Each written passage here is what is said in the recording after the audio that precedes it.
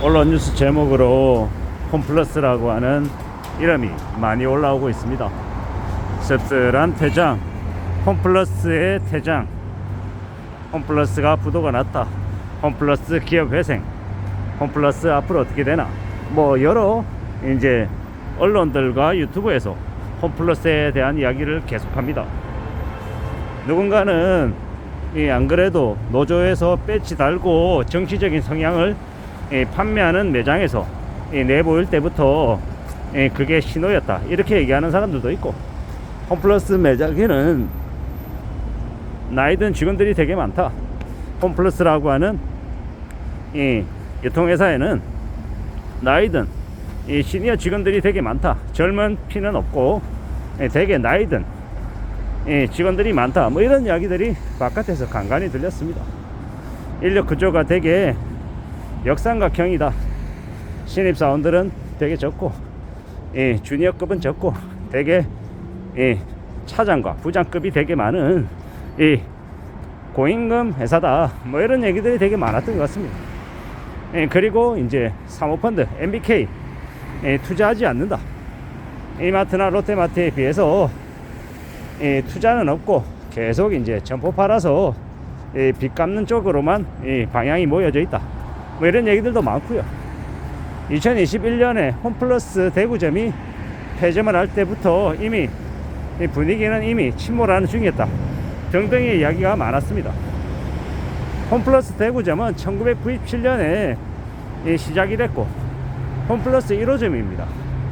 매출이 많고 적음을 떠나서 대구점이 폐점을 했다라는 건 홈플러스의 역사가 다른 사람도 아니고 홈플러스를 운영하는 MBK라고 하는 사모펀드에 의해서 지워졌다, 이렇게 보는 게 맞을 것 같습니다.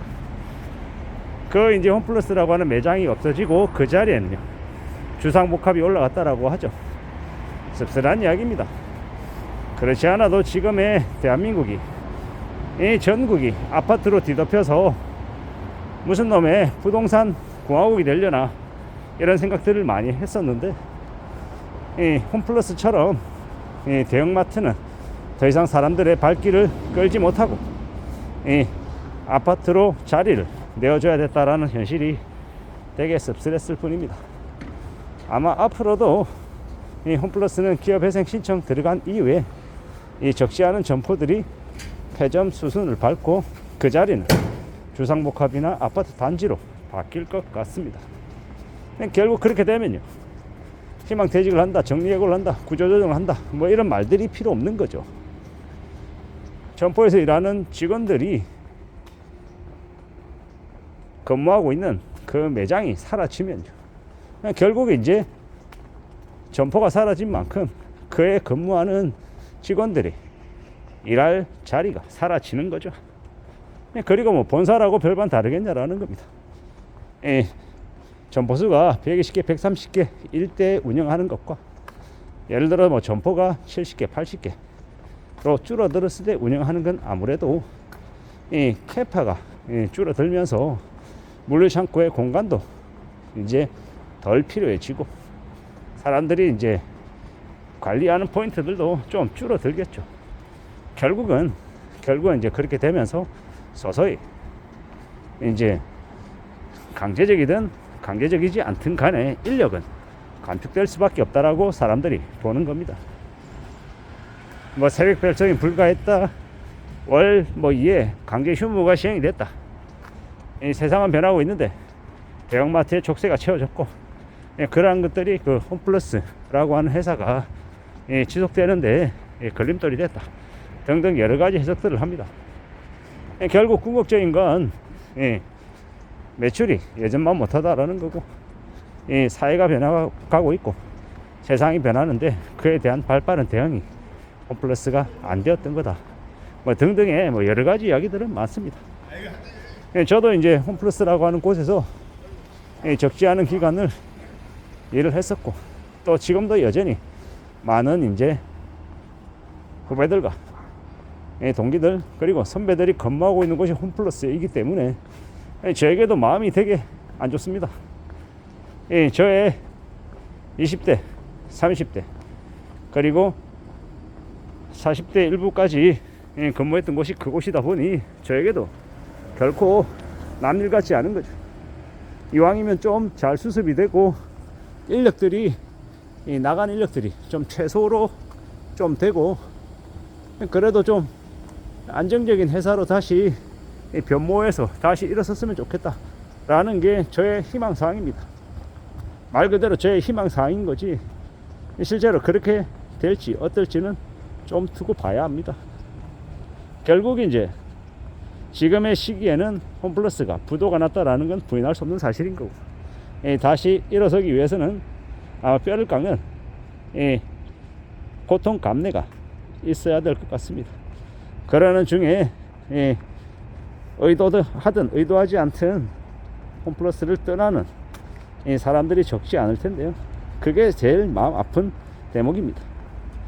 누군가의 딸일 것이고 누군가의 아들이고 또 누군가의 부모일 텐데 그들이 이제 떠나게 된다라고 하면 얼마나 마음이 아프겠냐라는 겁니다. 저도 이제 엊그제 이제 점포의 점장과 통화를 하는데 마음이 되게 안 좋더라고요.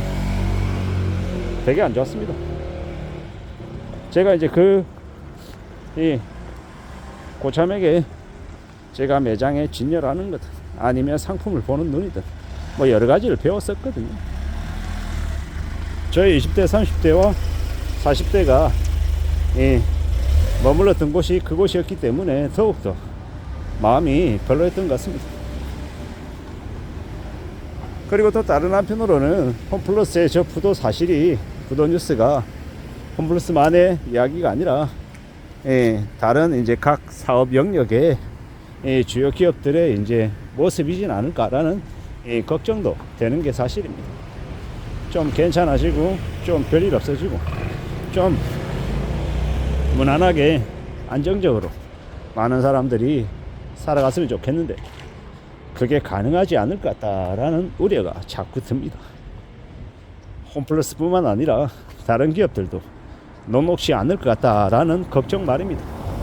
이런 험한 상황들을 어떻게 견디며 지낼 수 있을까?